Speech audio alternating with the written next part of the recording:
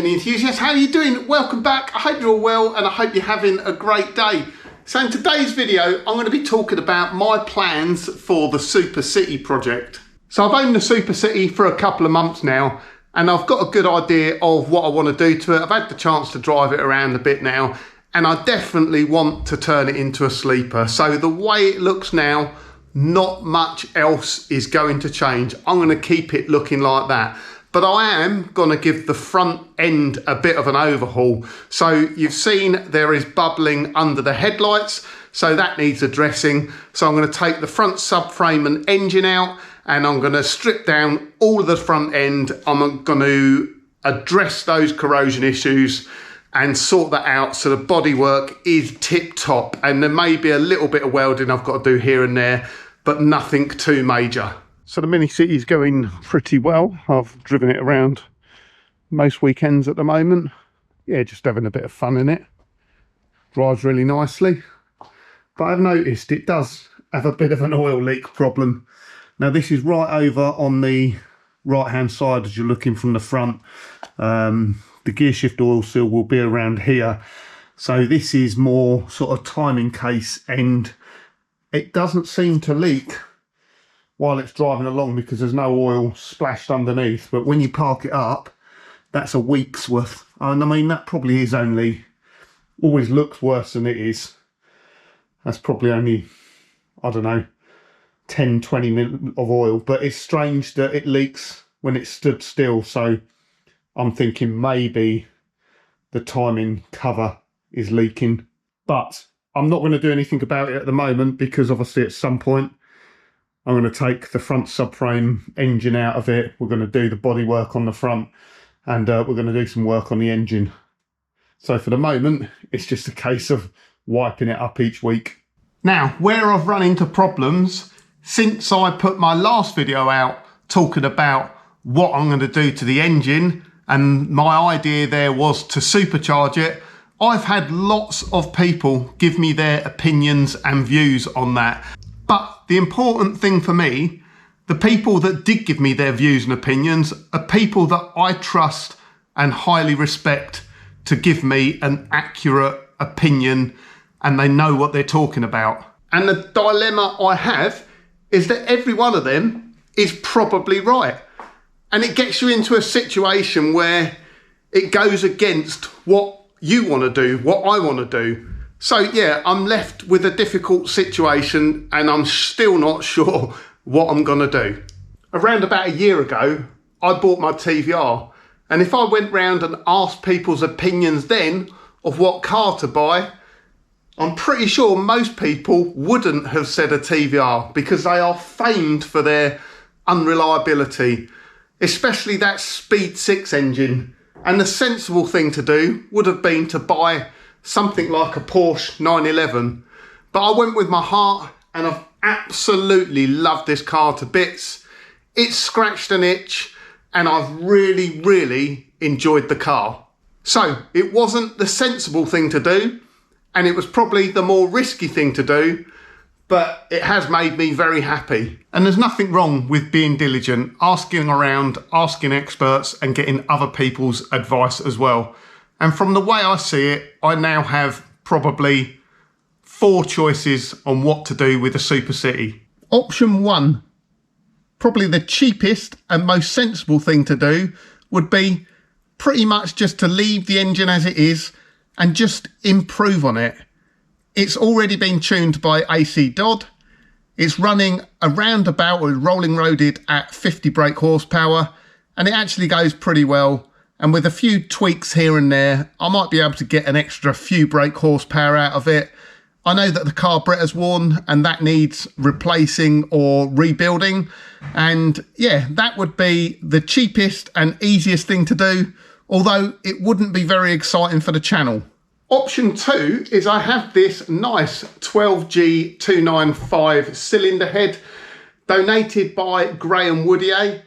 And I could get that cylinder head overhauled, ported, polished, new valves in it, and the compression ratio correctly set so we get higher compression in the engine. And that would go on the engine quite nicely. keep it naturally aspirated, and probably do the carburettor as well. And that's going to add a nice bit of power to the engine, not too complicated and not too expensive to do either. And then moving on to option 3 and option 4. They are arguably the most expensive options and the ones that really divide opinions. So that is boosting the engine, be it supercharged or turbocharged. So let's start talking about option 3, which was my original thoughts and something that I want to do. And as I've mentioned it before, I've never owned a supercharged car. So my plan there was to do a supercharger kit using a VMAXSCART supercharger from Stuart Gurr. It's not the most expensive option and it doesn't deliver the most power, or I guess it could do depending on which tune you go down, but it's relatively inexpensive. It depends how far you want to go with it, but it doesn't give you sort of the power options that you might have with a turbocharger setup. Now, I spoke to a few people on this just to get my advice, and some people that I very trust and are very knowledgeable people, and the advice I got given that was if I was going to go down a supercharger setup, then go through a blow-through setup, which is something that VMAXSCART don't do. And I've spent a couple of weeks now looking around for a blow-through supercharger setup, and I cannot find one, certainly one that's off the shelf, ready with all the bits you need to bolt it onto the car. So that does really only leave for me the suck-through supercharger option, and then there's a various different types of fueling setups you can use with that, be it SU carburetors, twin point or single point fuel injection, and like the Weber style carburettor setup. So I've spoken to a couple of people that have fitted these kits and they are pretty happy with them. The main bit of advice I got though, that was if I was going to fit it, they can be problematic to set up and get dialed in right. So you need access to a rolling road and you need someone that really knows what they're doing with these supercharger setups. Now, I do have a massive advantage there in that the VMAXSCART Stuart Gurr is only about 45 minutes away from where I live. So if I do go down that route, I can get it fitted to the car and I can get it dialed in quite nicely. And one of the reasons the recommendation was to go through a blow-through setup is it just works better. If you think of a supercharger and airflow through the supercharger into the inlet manifold and into the engine, there's a lot going on. That fuel mixture's getting chopped up by that supercharger. So it's understandable how it can be difficult to get a perfect tune using a suck-through supercharger setup like that. And finally, option 4 is a turbocharged setup. And there are some really deep opinions amongst the people that run turbo setups. Quite, how can I say it, fanatical. People are very, very into their turbo setups. So there's a couple of routes I looked at there. First was the Jet Motors. They do a bolt-on turbo kit. And I actually reached out to Jeremy from Jet Motors in the US because initially it looked to me that that was a really good, cheap setup to bolt onto a car. At the time on the Jet Motors website, they were advertising the basic kit for $2,500, which is probably comparable with the cheaper kits of the supercharger kits. So I reached out to Jeremy, and I asked if they would ship to the UK, but they don't, unfortunately. Their distributor in the UK is Minisport. So I did start looking into the Minisport kits, and I'm sure I would probably get some sort of discount from Minisport, but somehow with the charges, shipping charges, the taxation, etc. And I think the Minisport kit comes with a few more bits than the basic Jet Motors kit. All of a sudden, the entry-level kit is £3,500 and it's rising to sort of £4,500 if you want all the extra bits and bobs to go with it. So all of a sudden for me, that was looking like a very expensive setup. And for me, it's not necessarily about the money. I mean, you know, maybe I'll get a big discount on that, but I have to feel comfortable with it, filming it on my channel, you know, recommending it to others if I think it's a good value option. And it probably is. If you are building a serious A-series small bore engine and you can probably get way over 100 brake horsepower out of it, that kit may be very good, but that's not really my plans on the Super City. I don't want to go mad because you just end up going down a rabbit hole. Once you're talking about 100 brake horsepower plus, you're going to need to be doing some serious modifications and improvements to that gearbox, the drivetrain, everything else that goes with it as well. What I'm probably looking for, I would be more than happy with 70-ish brake horsepower.